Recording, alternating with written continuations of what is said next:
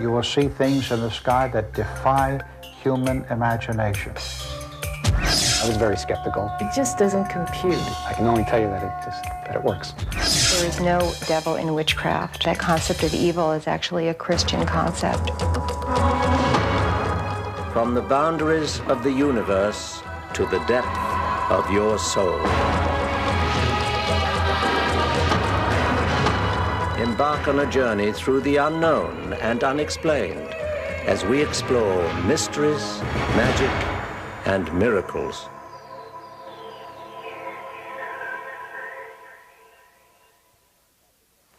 Hello and welcome. I'm Patrick McNee.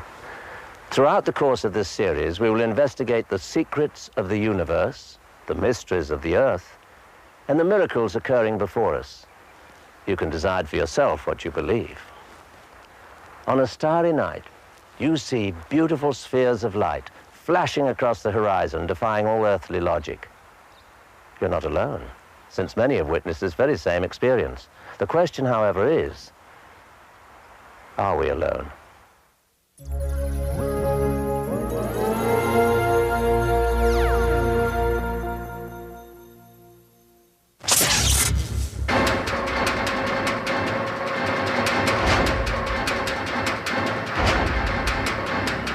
UFOs had been visiting the planet Earth before recorded history. And this goes clear back beyond even the Old Testament, which is dated by Archbishop Usher as 4000 BC. The modern UFO phenomenon, or should I say the modern UFO wave, began in February of 1942 with an incident called the Battle of Los Angeles, in which a UFO actually parked itself over the city of Culver City for a period of several hours, and a photograph of this object actually appeared on the front page of the Los Angeles Times and the Wall Street Journal at that time. And then, of course, the later incidences began to occur with the crash of what we believe to be extraterrestrial saucers outside of Roswell, New Mexico, and then the famous sighting of Kenneth Arnold over Mount Rainier, who coined the term flying saucers, which is where we get the term flying saucers today. UFO sightings have taken place over major cities and in full view of many, many people. For instance, the one that was taken over San Francisco, California. We have pictures of UFOs that were taken in formation, if you please, over Washington, D.C. And then there were some over Baltimore. There were some over Miami, Florida. Some over Chicago. Some over New York City, seen by many, many people. Only these particular sightings, for some reason, did not make the front pages. Since the sightings in Mexico City began, we have actually had more mass sightings by more people. A pair of rather large flying saucers actually parked themselves over Mexico City, were videotaped from hundreds of different locations, and were witnessed by close to 27 million people. Gulf Breeze, Florida is particularly hot right now. Fife, Alabama. There are areas in Wisconsin which are very, very rife with activity. Just recently in the media, there have been places in Michigan, along the lakes there, along Lake Michigan, on the eastern shore of Lake Michigan, in which there's been a mass amount of activity. For many years, there was activity at a place called Area 51, which I personally had blown the lid off of and investigated, and I believe a lot of that was military activity, and I believe it was moved in the early part of 1994. One of the hot spots on the desert as far as UFO communication and landings and sightings are concerned seem to be the high desert area in Giant Rock right near Yucca Valley. That seems to be a place where people congregate by the hundreds, and they do see some strange things out there. Another place is on the edge, which is called the Mailbox area of Area 51, not too far from Las Vegas, Nevada. You will see things in the sky that defy human imagination. By about 1986, 87 or so, there started to be some very unusual things that were spotted around that area, which led us as researchers to begin to investigate this wave of UFO activity. And it got to the point of where I could take a group of people out there, and we would camp out by the fence just on the other side of the border of Area 51 and basically see flying saucers, flying virtually on a timetable basis every Wednesday night from about 6 p.m., 6:30 p.m., or whenever the sun would set until about 9:30 or so, and then starting up again about 4:45 a.m. Thursday morning the next morning. In the files of the National Investigations Committee, we have quite a few reports on the famous Roswell, New Mexico sighting.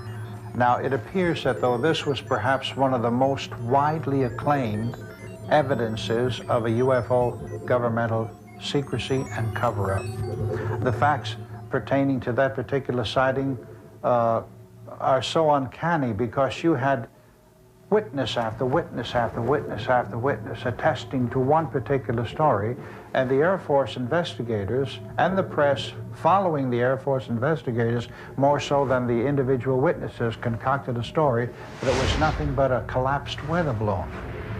Following the rules of evidence, there is no doubt in my mind nor in the minds of any individual with an ounce of brain who reads the report exactly as it happened as opposed to the report of the cover-up.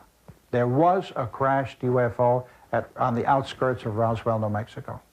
What exactly constitutes proof? I mean, nothing counts. Photographs, they claim, can now be faked. And of course, we're talking about photographs that date all the way back to the 1940s or so. And they say, so photographic evidence can be easily faked, so that doesn't count. Eyewitness testimony doesn't count, even though the eyewitness testimony comes from presidents, popes, prime ministers, generals, police officers, individual that we trust with our very lives, firemen, et cetera, but their testimony doesn't count.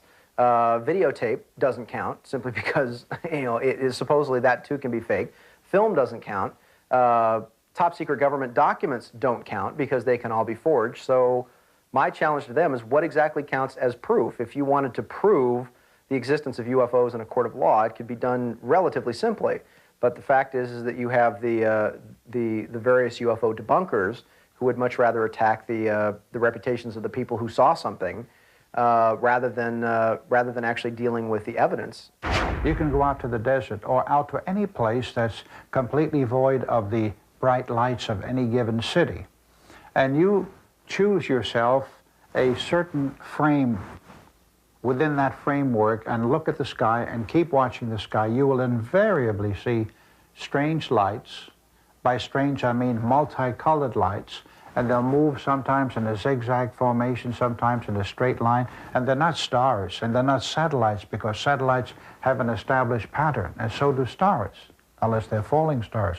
But usually out in the desert area, you can choose and watch, and something up there out of the ordinary will occur.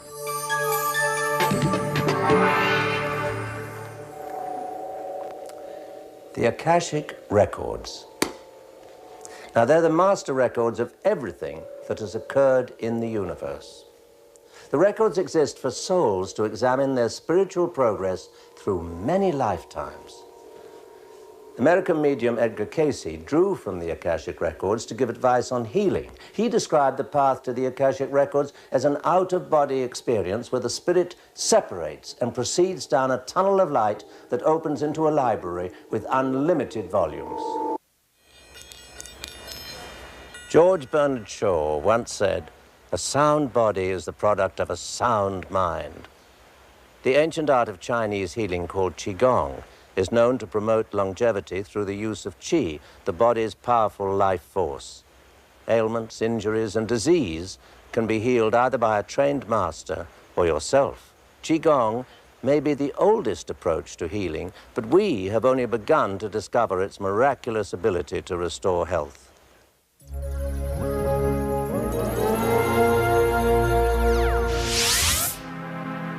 Mystical healing puzzles us because there is no medicine, no x-rays, and no surgery. Chinese Qigong is one form that has cured such illnesses as high blood pressure, digestive problems, obesity, and some kinds of cancer. I've been here 4 months, and after that, I just have never had to take medication. And I'm on medication for my headaches, and that's how severe it is.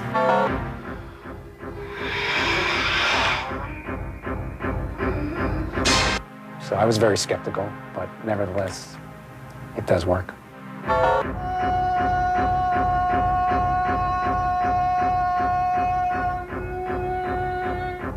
My stomach and my kidneys were not working very good. So he's making some energy to fix it because I've been trying with different doctors and nothing had worked before.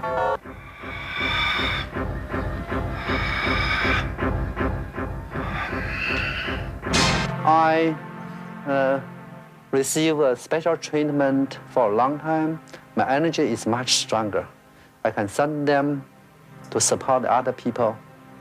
Yeah, this we call Qigong. Originating in China, Qigong exercises were first recorded on tablets dating from the Zhou dynasty 3,000 years ago. Qigong means breathing exercise. Qi also refers to the body's energy. If there is a deficiency in your Qi, you will be unhealthy. Through the art of Qigong, you can remedy any deficiencies and bring your Qi under control. Many times, Qigong is combined with other forms of healing, such as herbs and acupuncture. Since Qigong is no longer found only in China, you can get the necessary herbs in America's Chinatowns. Depending on the properties and curative effects, different herbs and plants are used.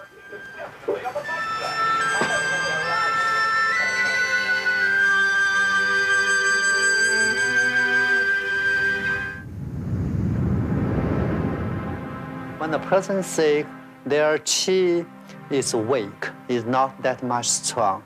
Qi just can help the blood circulation inside the body. Yeah. Your body carries qi. You have qi. That's what helps you live. That's part of your living energy. And without it, you're not alive.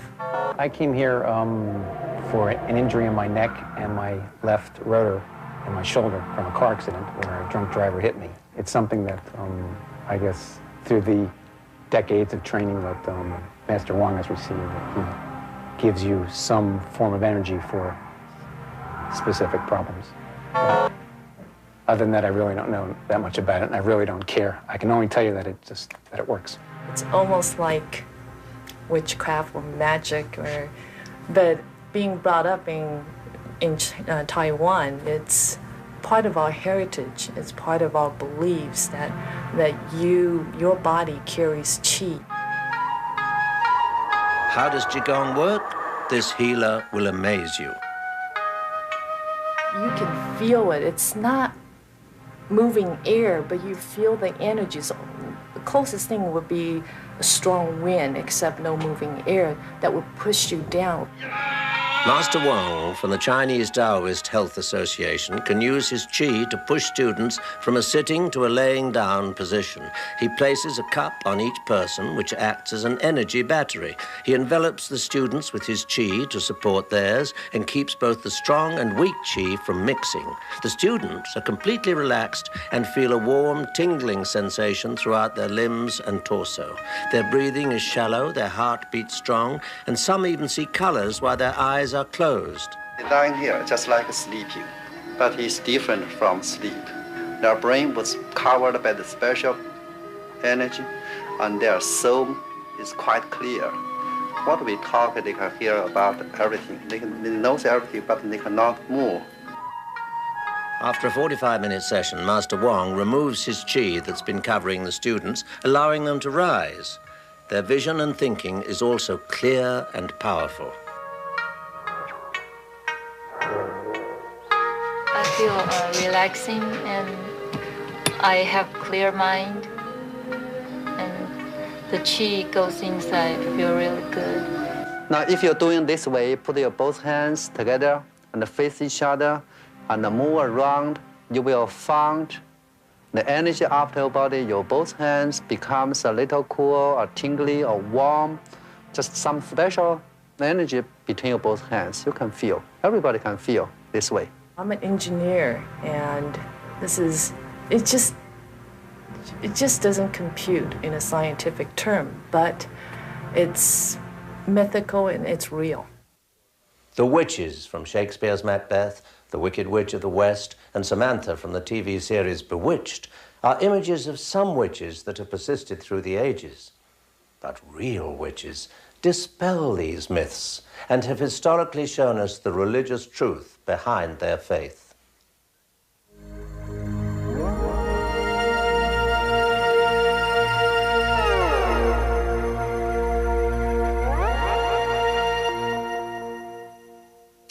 There's a lot of curiosity and just as much misinformation about the whole idea of witches and witchcraft.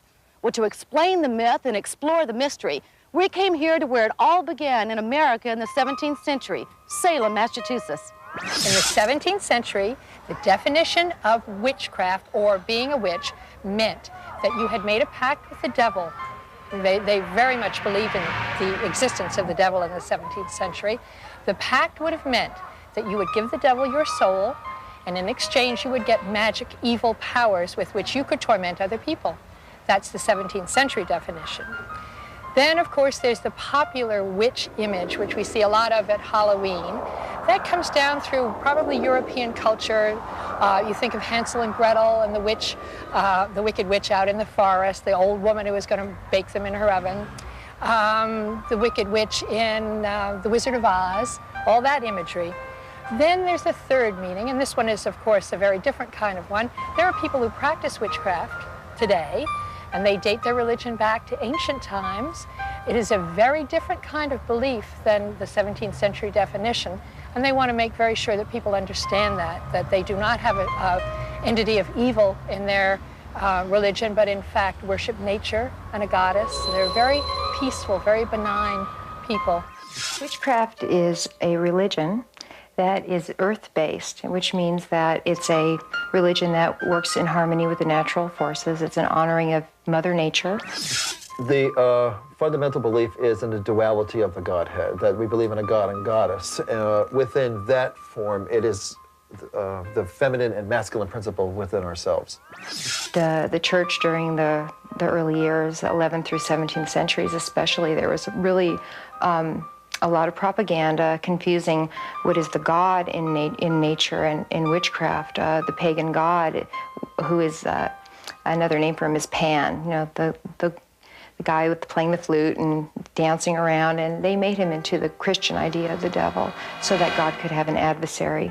There is no devil in witchcraft, and there never has been. That concept of evil is actually a Christian concept. One of our creeds or credos is do what thou wilt, let it harm none, and also beware of the threefold law. It will come back in a return, as well as positive things. So that is a good check and balance, I believe. The word Wicca or witchcraft comes from wicker. It means to bend or to shape, and it's about bending and shaping the realities that we can change. The negative propaganda against Wiccans has really translated into our fear of wearing our sacred symbols, especially the pentacle, the five-pointed star with the circle around it, which embodies earth, water, fire, air, and spirit, which is the microcosm of the universe. It is also a symbol of protection and reminds us of the web of life, the way everything is interconnected. Witches will practice two ways, well, actually three ways. With robes, without robes, or in street clothes. To make the sanctity of the ritual that much more important, we reserve the robe for the magical rite. We celebrate in circles as opposed to in rows of people sitting and watching someone perform a ceremony. It's very participatory, it's very personal, and everyone who is a part of ceremony contributes to ceremony. Well, we worship in small groups. As opposed to occasionally there's larger celebrations, but usually it's a smaller group. And you know, the traditional coven number is 13, and it's a small group, so you can really get to know people and really work together out of really getting to know each other over time. It's celebrations of the calendar of life, which is the agricultural calendar. The solstices, the equinoxes, the cross-quarter days. You have several celebrations in a year, right? A lot of holidays. Yes, we have 8. We have 8 altogether. The one coming up is the fall equinox, and right after that will be Samhain, or Halloween is the more popular name for it. And these are agricultural holidays. These are the holidays of the farmer's year. And we also have lunar celebrations, full moon, dark moon, new moon celebrations, in addition to personal ceremony for rites of passage, for passages like birth and menopause and menstruation and death. I feel like I have special powers that I've nurtured. I think a general feeling with witches in general is that everyone has these so-called special powers, that they're natural to every person. It's a question of developing them and acknowledging them and learning how to use them for the benefit of yourself and others. Healing abilities, a lot of it is a development of empathy and compassion, which are and intuition, which are certainly traits that everyone has available to them. In many cultures, the evil eye is thought to bring misfortune and even death to those in its path. Evil sorcerers can cast the penetrating gaze, but others may have the inborn ability to use it and not even realize it. The evil eye strikes upon those who are at their peak of prosperity and happiness. If you fear the evil eye, you must immediately clench your hand with the thumb through the middle and fourth fingers. This is guaranteed to ward off the evil curse. Open your mind to the possibilities that life's greatest mysteries lie before us. We need to look, but also see. A wise man once said that it requires a very unusual mind to undertake the analysis of the obvious. I'm Patrick McNee. Join us next time for more mysteries, magic, and miracles.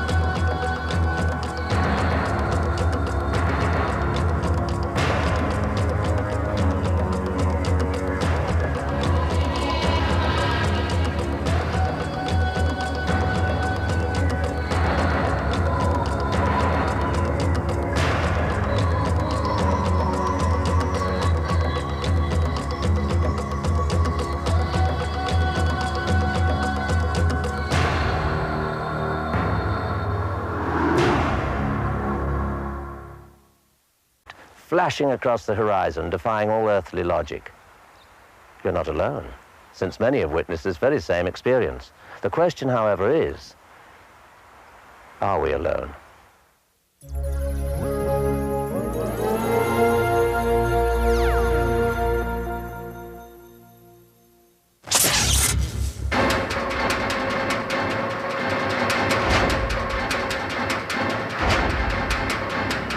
UFOs had been visiting the planet Earth.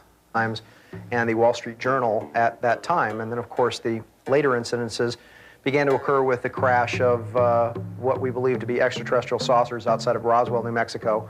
And then the famous sighting of Kenneth Arnold over Mount Rainier, who coined the term flying saucers, which is where we get the term flying saucers today. UFO sightings have taken place over major cities and in full view of many, many people. For instance, the one that was taken over San Francisco, California, before recorded history.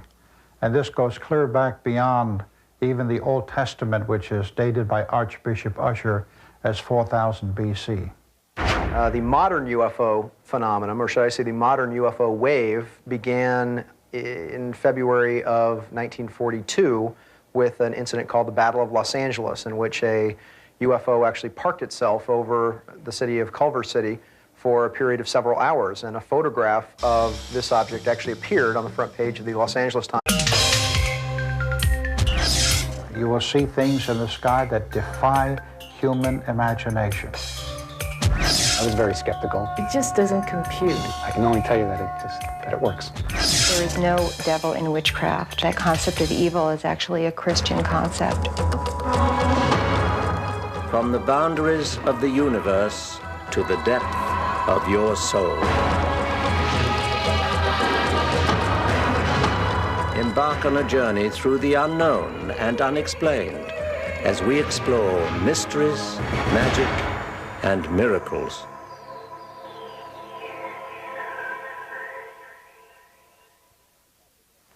Hello and welcome. I'm Patrick McNee. Throughout the course of this series, we will investigate the secrets of the universe, the mysteries of the earth, and the miracles occurring before us. You can decide for yourself what you believe. On a starry night, you see beautiful spheres of light